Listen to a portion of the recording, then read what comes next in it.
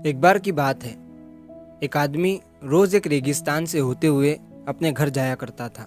उस इलाके में सिर्फ वही जगह रेगिस्तान जैसी थी जहाँ जमीन में पानी नहीं था।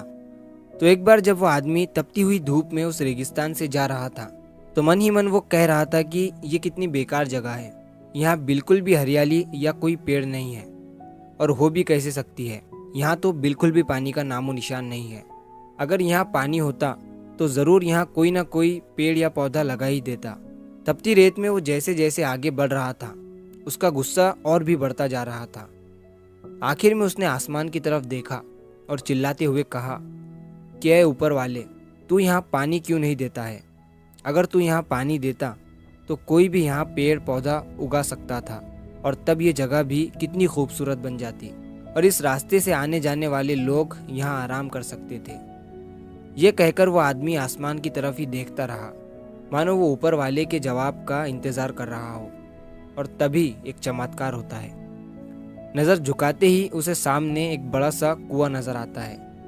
वो इस इलाके में बरसों से आ जा रहा था, लेकिन उसे कभी भी इस जगह पर कुआं नहीं दिखा।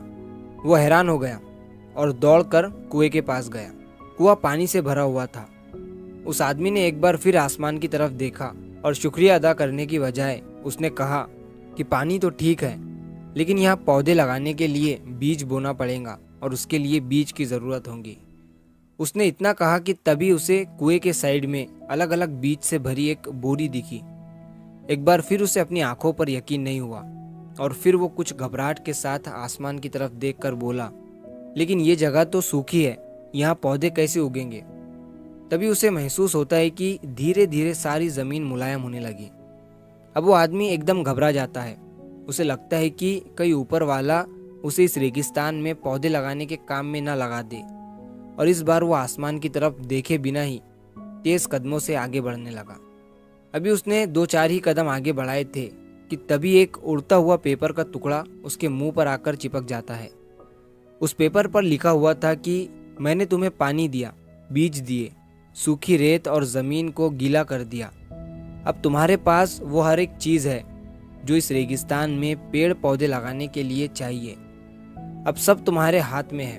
अगर तुम चाहो तो तुम्हारी ही तरह यहाँ से आने जाने वालों के लिए तुम पेड़ पौधे लगा सकते हो। उस आदमी ने 1 मिनट के लिए सोचा और पीछे पलटकर देखा, लेकिन अगले ही पल उसे क्या सूझा और वो उस पेपर को फेंक कर वहाँ उस रेगिस्तान से आगे बढ़ गया, और वो रेगिस्तान कभी भी हरा भरा नहीं हो पाया। दोस्तों, इस छोटी सी कहानी से हमें ये सीख मिलती है कि कई बार हम चीज़ों को अपने मन मुताबिक ना होने पर दूसरों को दोष देते हैं, और हम बोल तो देते हैं कि ऐसा होता तो कोई ना कोई कर ही देता, वैसा होता तो कोई ना कोई कर ही देता, लेकिन हम ये नहीं सोचते हैं कि वो कोई हम भी तो हो सकते हैं। फिर ये सब होने के बाद हम खुद को ही एक्सक्यूज़ देने लगते हैं कि मेरे पास ये नहीं है, अगर होता तो मैं ये कर देता। वो कहते हैं ना कि अगर सोचो तो हमारे पास सब कुछ है, और अगर ना सोचो तो कुछ भी नहीं।